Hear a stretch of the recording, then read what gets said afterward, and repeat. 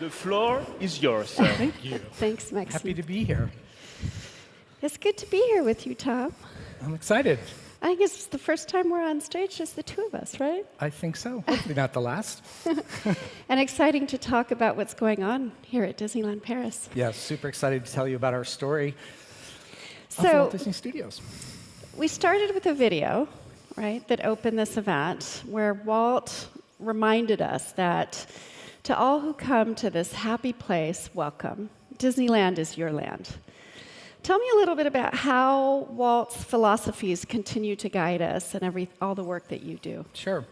Well, Walt's original promise for Disneyland was that it would, in his own words, always be building and growing and adding new things. You know, with his motion pictures, he was often frustrated by the fact that once he released it to Technicolor to make the prints, he couldn't change it, and there were things he wanted to change. But Disneyland, by contrast, was something that could evolve and change with time. And we've certainly continued that promise of making changes to all our parks, including, of course, here at Disneyland Paris. Like adding a second gate, for example, right? Walt Exactly. Disney Studios Park.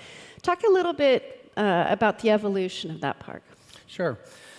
Well, the current Walt Disney Studios Park, which opened in 2002, was based on the interest and fascination with looking behind the scenes to see how motion pictures and television magic was created.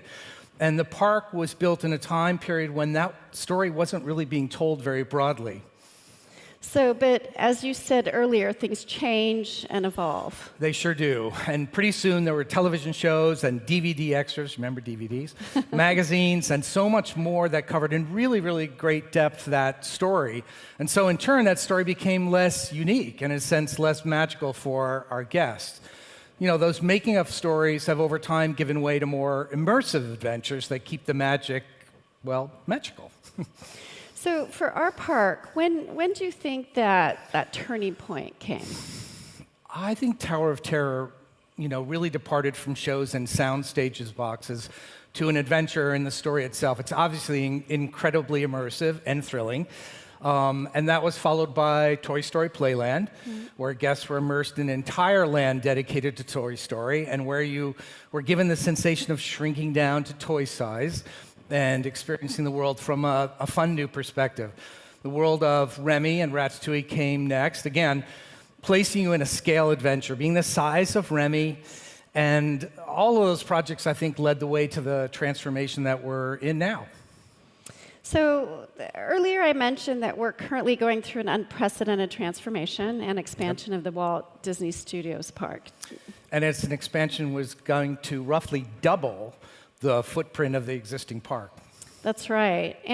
But we also wanted to enrich the concept of a stay-at-our resort, making it a 360-degree experience thanks to two different and complementary parks. That was our business objective. Right. So tell us a little bit about how Imagineering translated that into storytelling. Okay. The original Disneyland story was based, as were many of the films that Walt Disney was creating at that time, on books.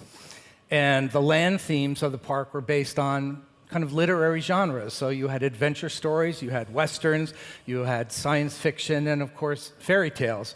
And these iconic lands, which we still have today, were not based on a single story. They were rather based on a backdrop that could provide service a number of different stories in what we call at Imagineering our castle parks around the world. So a castle courtyard could become a portal to Peter Pan and Snow White and Pinocchio and other stories, or a western town could host a runaway mine train or steamships or even a haunted house.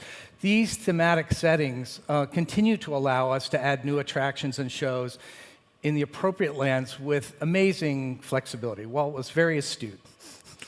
I know that you've said many times that Disneyland Paris has the most beautiful castle park in the world. I have. Which to me is obvious, but... Well, I think all of our castles around the world are beautiful and unique, but I'm biased. I think Disneyland Paris has the most beautiful castle we've ever created, right? No contest. So now let's talk about how the Studios Park is differentiated from the Castle Park, as you call it. Right. In our Studios Park, the original story structure wasn't based on literature, but obviously on motion pictures and TV shows in two distinct realms. The first is the world of Hollywood, with its famous Hollywood Boulevard and all of the theaters. And the second are the studios, the dream factories where the stories come to life within sound stages and backlot settings. And those settings provide a simple organization around the where and how it's done story could be told. In a studio or movie park, the castle is represented by the grand movie palaces or movie theaters. So the movie theater becomes the icon which represents that portal that takes you into the stories and worlds and the adventures of the imagination. Got it. Explain a little bit more then how this transforms the storytelling of our park. Okay. Well, today we are changing the story of the Walt Disney Studios Park. We're moving away from the how it's done sound stages to celebratory theaters and immersive worlds that will come to life all around you. Within the park, much of the placemaking will now take its cue from a beloved film or franchise, and these adventure worlds are going to become the focus of the park's new identity and appear as realms where our guests can discover deeply as they move throughout the park. We know this. There's nothing better than fully immersing guests into another realm or world. It's what we love to do here at Disneyland Paris. So, Yep. How is this new story going to be reflected in the organization of that park? Well, the park will be organized around two major themes, again, but this time celebration and immersion. In the front of the park, we're going to focus on the celebration of Disney films and TV shows in their world premieres, on stage and in theatrical productions. And then in the second portion of the park, guests will be invited into and be completely immersed in fully realized worlds to participate in adventures that are inspired by our most beloved stories.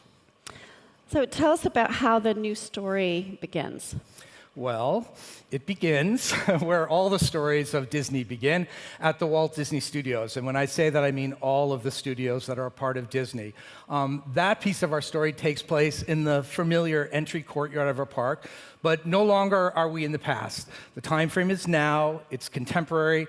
The music, the cast costumes, the graphics will all be contemporary, and we want all of you guests to know that right away that our story has changed.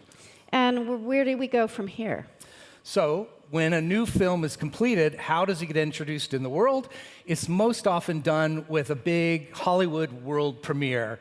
You know, a celebration in a movie theater in Hollywood with all the glitz and the glamour that a red carpet event can provide. And in our transformation of the current Studio One space, we are capturing the excitement of such a world premiere celebration. And with theatrical lighting and illusion, our Hollywood Boulevard will now be forever in that magical nighttime look of a world premiere. So it's not going to be anymore a soundstage where a movie is being filmed. That's right. And of course, no premiere would be complete without a classic garden party that would follow. And so ours is going to take place in a new, beautiful Hollywood Gardens restaurant where you can dine under the stars, like a star. And then just beyond that is our icon, the Grand Disney Movie Palace. And it will beckon you and transform you from Hollywood Boulevard out into our theater district to continue your adventure. So we're enormously proud of the theatrical productions in Walt Disney Studios Park, you know, from Mickey and the Magician to our more recent Together, a Pixar musical adventure. We know our guests really love our Broadway-style shows that offer, entertainment like nowhere else. So it's really one of the things that sets a visit to Disneyland Paris, apart. They're fabulous. And these shows will now be anchored along a beautiful street with shade trees, inviting new kiosks, and we will bring this beautiful new world premiere plaza to life with bold graphics that celebrate the shows as you might find if you were in Broadway in New York City or in the West End in London. I'm glad you mentioned the trees, because adding more lush landscaping to this part to this park. It's a big part of the transformation, right? It is. I mean, who doesn't love trees? With Avengers Campus, I think we added about 167 trees, and you're going to see incredible gardens and landscaping throughout the new expansion. I think we have over 112,000 trees and shrubs that we'll be planting. And that gives me a good transition to what I want to talk about next. From our theater district, our guests can travel down a new garden walk that features several distinct garden areas. First is Toy Story Garden, inspired by the color and the fun of being in Andy's backyard. This will also give you a new access into Toy Story Playland. Next is a garden with a gazebo for live entertainment and character meet and greets and so much more. And then there's one of my favorites, which is the Tangled Garden, which features the Raiponce Tangled Spin, where you can, under a beautiful night sky of lanterns, enjoy a new spin on a classic tale. But within each of these gardens, beautiful flowers and landscaping will offer a colorful path that will take you all the way down to Adventure Bay, which is our brand new 70,000 cubic meter water body. Which is going to be able to host a variety of entertainment offerings. Absolutely. So Adventure Bay becomes a new type of hub for this park, right? That's and right. It's going to absolutely change the entire look and feel of the park. It will, and as fitting for this new hub, we have our premium dining experience, the Regal View Restaurant and Lounge, and this will be the perfect spot for fine dining and drinks, along with a chance to meet some of your favorite princesses. I'm sure most of you in the audience have seen the amazing construction that's taking place in this area of the park. Let's take a look at some of the recently captured footage of our construction.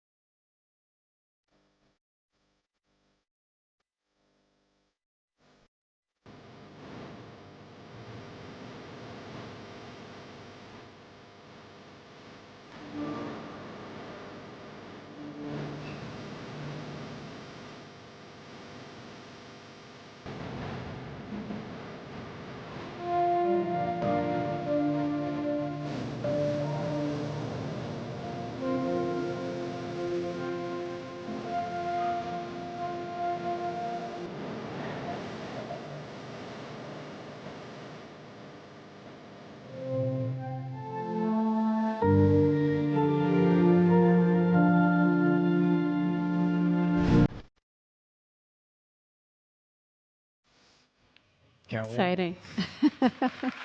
Exciting. So Adventure Bay is going to be the future heart of the park with wonderful entertainment possibilities. And of course, across the water is going to be our next immersive world. That's right. Arendelle and the world of Frozen is coming to life across the bay and will feature our classic Frozen Ever After adventure, a chance to meet Anna and Elsa in a very royal setting, dining at the Two Crowns Tavern, shopping, and very, very special entertainment. I mean, this project is a huge undertaking. The North Mountain alone will have some 400 tons of steel inside. It's going to be absolutely spectacular. We're absolutely thrilled with the reaction our guests have had with Avengers Campus, which was our first major expansion land in this transformation. And now we know they're going to be even more thrilled with this new world of Frozen. This new area of the park is going to be, designed with expansion in mind for the future. Yes, there's a lot of room to grow in our future, and our Imagineering team right now is at work on the next immersive world. Walt Disney said Disneyland will never be completed, and I think we're proving that that philosophy applies to this park as well. In fact, by the time we complete all of our work, more than 90% of the park will have been transformed. Quite a bit. It's amazing. So thank you, Tom. I'm so glad that you were able to join us today at such a special time and share with our audience the storytelling of both this park and our Disneyland park. With its new creative vision, we know that this park will hold a unique position in our resort. It is the most ambitious, symbolic expansion program since its opening in 2002. And for all these reasons, this park is going to feel brand new. So talking about new, let's have one last look at a change we'll be making once World of Frozen will open its gates.